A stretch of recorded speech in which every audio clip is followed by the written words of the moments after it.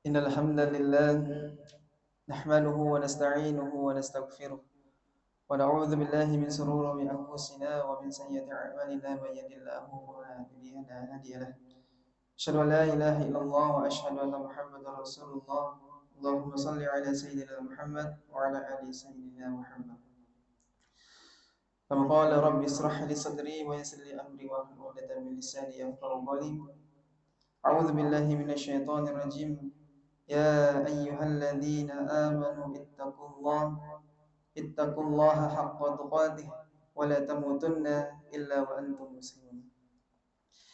Ma'asyiral muslimin rahimakumullah. Hadirin jamaah salat Jumat yang insyaallah selalu berada dalam naungan rahmat dan hidayah dari Allah. Tak henti-hentinya kita panjatkan puja dan puji syukur kepada Allah Subhanahu wa taala yang telah memberikan kita nikmat iman dan nikmat Islam, karunia yang teramat besar yang Allah karuniakan kepada hamba-hambanya. Semoga kita selalu termasuk yang mendapatkan hidayah dari. Amin amin ya rabbal alamin.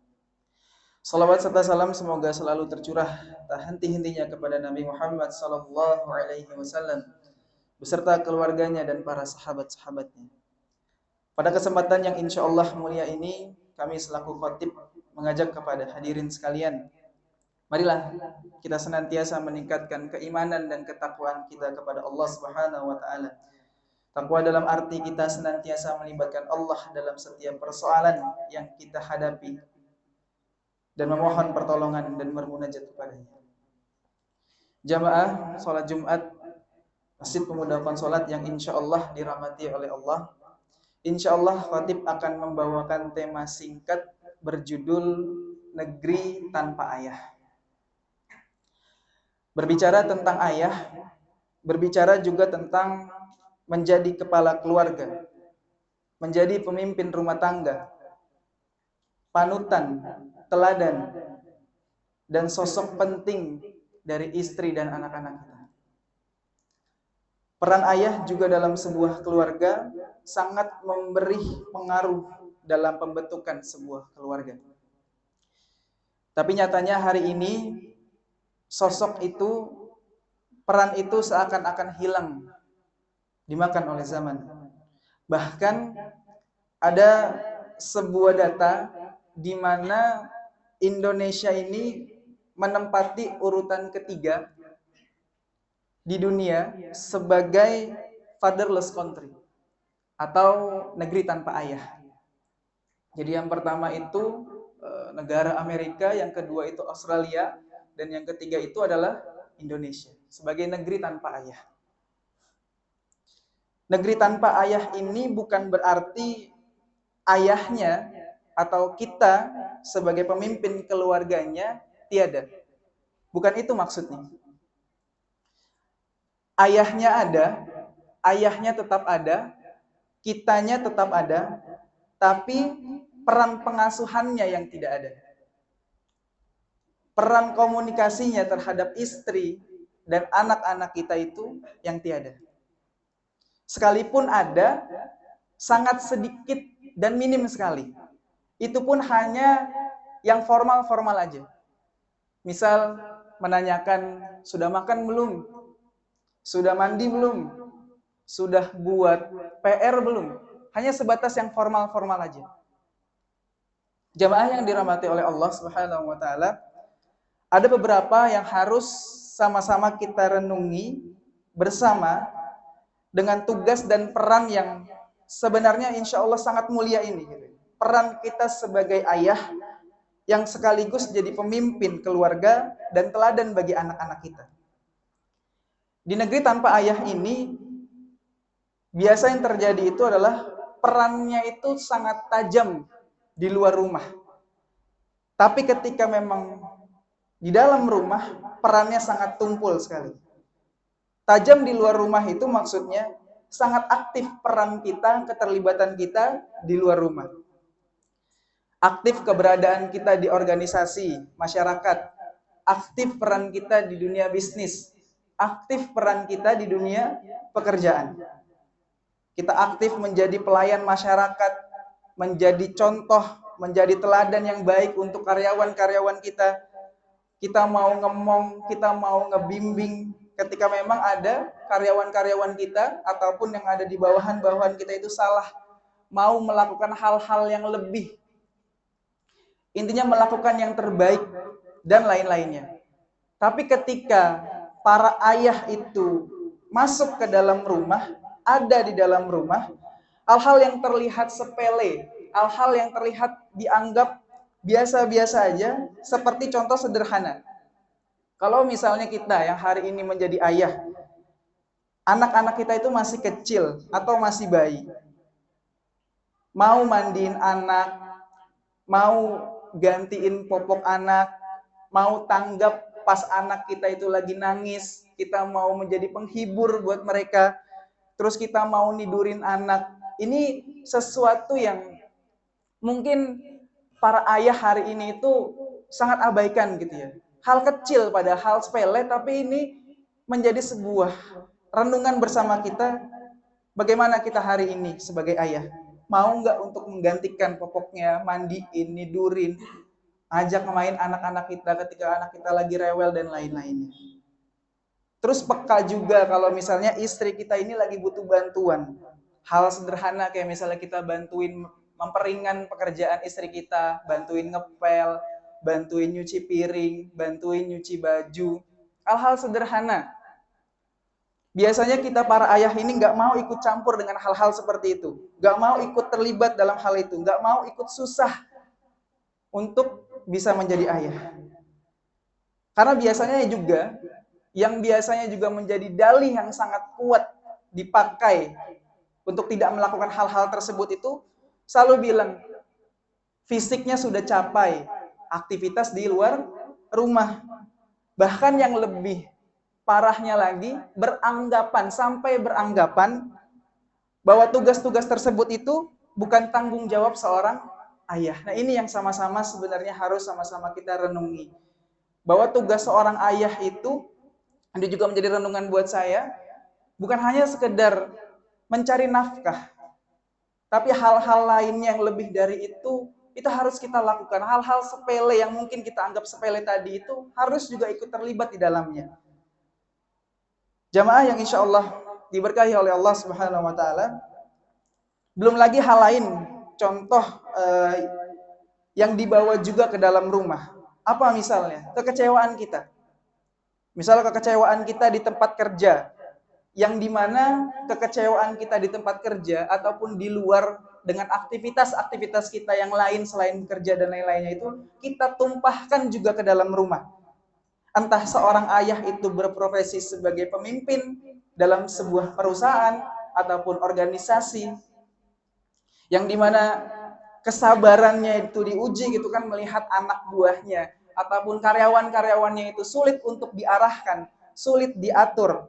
Atau mungkin kita sebagai seorang ayah yang berposisinya itu sebagai karyawannya juga, yang dimana sulit untuk beradaptasi dan sulit untuk bertanggung jawab terhadap amanah-amanah yang diberikan di pekerjaan tersebut. Akhirnya amarah-amarah itu, yang dimana amarah itu seharusnya tidak dibawa ke dalam rumah, itu juga dilampiaskan ke dalam rumah. Kepada siapa dilampiasannya? Kepada istri dan anak-anak kita. Ini yang harus hati-hati. Ini yang harus sama-sama kita renungi bersama. Karena anak ini berada dalam sebuah samudra emosi yang sangat luas. Tanpa kita melampiaskan kemarahan kita, tanpa kita melampiaskan kebahagiaan kita, anak kita itu bisa merasakan gitu. Kapan seorang ayahnya ini lagi bahagia, kapan seorang ayah ini lagi sedih, kapan ayahnya ini lagi kecewa gitu. Apalagi sampai kita ini melampiaskan ke anak-anak kita, bahkan sampai mengeluarkan kata-kata yang kasar, bahkan sampai membentak-bentak anak kita. Ini yang harus sama-sama kita renungi bersama. Karena banyak cerita yang viral itu. Ada sebuah cerita, ini kisah nyata juga gitu ya, di Palembang kalau nggak salah itu. Jadi umur anaknya itu tuh sekitar 7 tahunan gitu ya. Sekitar 7 tahun. Anak ini sebenarnya cerdas. Pintar gitu kalau saya dengar ceritanya itu. Pintar banget. Bahkan di dalam sebuah kelasnya, anak ini termasuk kecerdasannya itu di atas rata-rata dari anak-anak yang lainnya. Bahkan hafalannya itu yang tertinggi dari anak-anak yang lainnya. Jadi yang lainnya masih berputar-putar di juz ke-30, tapi si anak ini itu dia itu udah khatam surat-surat yang ada di juz 29. Tapi yang amat sangat disayangkan dari kecerdasannya itu tidak dibarengi dengan kecerdasan moral dan akalnya dan lain-lainnya. Karena dia ini sulit untuk dinasehati, sukanya itu ngebentak-bentak orang-orang yang lebih dewasa daripadanya. Singkat cerita, ketika memang ditelisiki, ketika memang dia berumur masih kecil gitu ya, masih bayi, masih umur 2 tahunan dan lain-lainnya ini, dia ini merekam keluarganya, terutama ayah dan istrinya ya dan ibunya itu sering bertengkar di dalam rumah. Sampai akhirnya tuh memori itu terbawa dan akhirnya ketika dia beranjak ke dewasa, dia pun melakukan hal-hal yang sama. Makanya ini hati-hati banget untuk kita para ayah, jangan sampai luapan-luapan emosi kita gitu ya.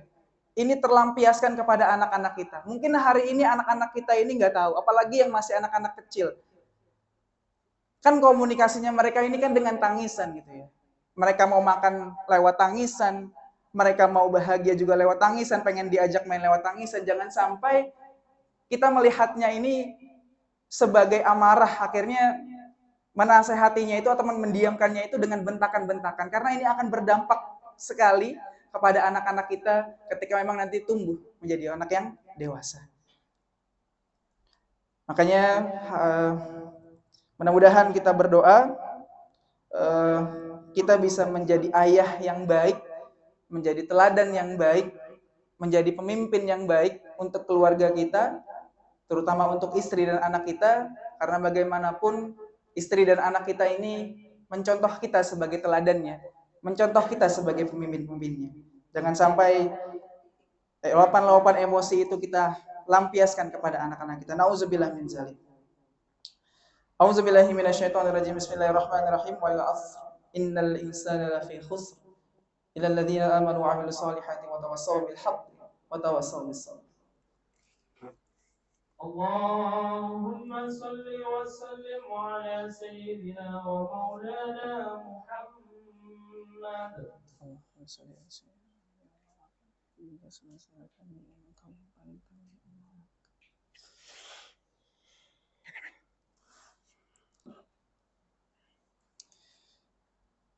Auzubillahiminasyaitonirrajim. Bismillahirrahmanirrahim. Di khutbah yang kedua ini sekaligus menjadi penutup ini, saya pribadi mau merenungi pelajaran dari negeri tanpa ayah ini. Di negeri tanpa ayah ini, perannya sangat tajam di luar rumah, tapi sangat tumpul di luar rumah, di dalam rumah. Di negeri tanpa ayah ini, kekecewaan di tempat kerja ditumpahkan ke dalam rumah. Di negeri tanpa ayah ini, sibuk kita berangkat kerja sebelum anak membuka mata, dan lelah pulang kerja setelah anaknya tertidur tanpa doa. Di negeri tanpa ayah ini, anak-anak kita jarang diajak bicara. Di negeri tanpa ayah ini, sekalinya pun diajak bicara, justru ditegur keras karena anaknya tak sehebat dengan diri kita. Di negeri tanpa ayah ini, ia hanya ada dengan anaknya, tapi tidak bersama dengannya. Di negeri tanpa ayah ini, anak-anak mendewasa hanya usia, tak mendewasa pemikirannya. Dan di negeri tanpa ayah ini, para ibu menjadi madrasah, tapi tak punya kepala sekolah. Mari sama-sama kita berdoa. Kita tutup khutbah Jumat ini dengan doa-doa yang baik. Allahumma fir lil muslimina wal muslimat wal mu'minina wal mu'minat al ahya'i minhum wal amwat. Innaka sami'un qaribun muhibbud da'wat. Rabbana la tu'akhidna in nasina aw akhtana. Rabbana wa la tahmil 'alaina isran kama hamaltahu 'alal ladzina min qablina. ربنا ولا تحملنا ما لا طاقة لنا به واعف عنا واغفر لنا وارحمنا أنت مولانا فانصرنا على القوم الكافرين ربنا آتنا في الدنيا حسنة وفي الآخرة حسنة وقنا عذاب النار Walhamdulillahirabbil alamin. Qimiss shalah.